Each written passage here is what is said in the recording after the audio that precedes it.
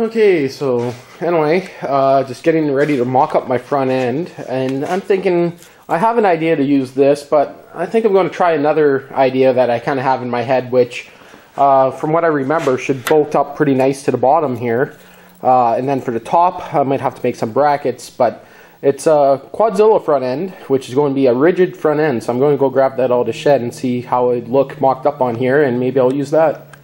Okay, so I just wanted to show the different off space, or you can see this rim here, how it sticks out about 3 inches on this side, where this one sticks out almost 4.5 inches. So basically that's the options I have now. I purposely made it so I can go nice and wide like this one here, or I could cut it down and go skinny like this one. So I'm going to keep it like this. When I installed it, I had plans where I'd cut the center of the tire, like where the groove is right there with the fender, so that's the way it's going to be. The reason why I'm installing the tires temporary right now is just so I can get an idea where my front tires have to go. So actually it's about 1.5 inches in more if I flip them like this. So anyway, I just thought I'd kind of show that I can always make it a little bit skinnier if I need to in a quick hurry. Okay, so this is going to be the front end on the racing tractor right here. LT500R Quadzilla A-arms. The reason why I'm not going to use these on my Quadzilla is because they were cut and welded together here at one time. And where the bearings meet, I believe it's on the bottom here, they're all chewed up. Like there's a big gap, chunk missing out of here. The other side, there's a few issues why I'm not going to use them. So for the racing tractor, I'm going to cut them nice flat across here. I'm going to cut the front off here. I'm going to weld in a 1x1 box. I'm going to arch it to fit in, and it's going to be a rigid front suspension, well, front end, no suspension. And of course, using these hubs here, I can use factory quad front wheels. So there's a few things here that I got to remove off them. Got to straighten out my front end here, because of course someone took a pretty good hit with this, as you can see. That's not meant to be crooked like that. Dust shield's broken, like the brackets here that used to bolt it on, they're all broken loose. So I got to cut that off. My wheel cylinder here has sat outside for half a year because I never had plans to reuse the old ones, because I was going to switch it over to a newer style twin piston caliper. So yeah, chances are these are going to be seized up, but I might be able to soak them and get them going again and have some front brakes on this thing. So, but anyway, pretty rusty, but yeah, that's what I got to work with for the front end. Okay, so I just did some eyeball math, and yeah, that front end is going to be pretty much a weld-on front end. So all I got to do is cut it a few spots, and yeah, I'm actually surprised it's going to line up perfect. My offset, everything should be great. Anyway, time to start cutting her apart and seeing what it looks like. Sweet.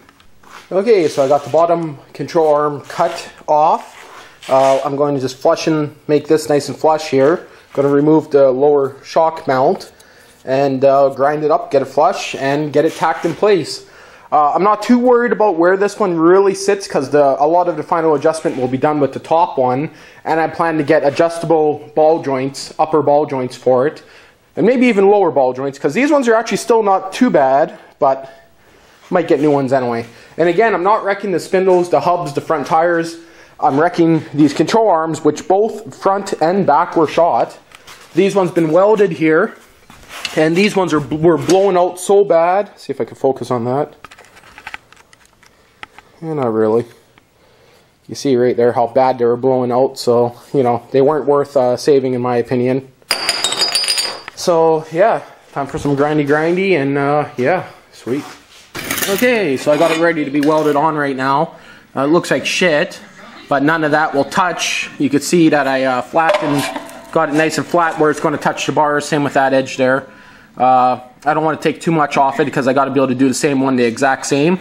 I did it where pretty much it's, yeah, you can see pretty much right up to there. You'll see once it's welded on a little bit more how I'm going to do this. So I'm thinking I might toss it in the sandblaster for the few minutes it takes first, just to kind of give it a little bit of a nicer look. There we go, just gave it a quick few second sandblast. I didn't care to get every little crack or anything like that, just so when I paint it, it doesn't look too bad. So, oop, I guess there's still some sand in there. Oh yeah. Anyway, clamp it in place and tack weld it in place for now. Sweet. Okay, so I got the one in place here. I'm not gonna lie, I am tempted to cut this out to move it an inch more forward, but I don't think I'm going to need to. You'll see how it's in line with the back wheel. The front wheels are going to be a little bit out, just a tiny bit, but yeah, I can work with that. Not too big of a deal. I got it so it fits nice and tight up against here. There's a gap in the middle, but that's fine. I can weld that in. You see it's nice and tight along the bottom. Now, after I'm done welding this in place, I'm going to have to remove the motor mount to weld the underside of it. So I really don't need to do that, but I'm going to. Well, I started off by tacking it, but then got a little carried away and decided to pretty much fully weld her on. So yeah, if it doesn't work now, I'm fucked. But I've lined it up before and I know it's going to fit pretty decent, so I can always cut it apart and weld it up again later if I need to. So okay, so I decided how I'm going to get maybe about another. I'm just thinking like this height with this system here, it would be pretty decent.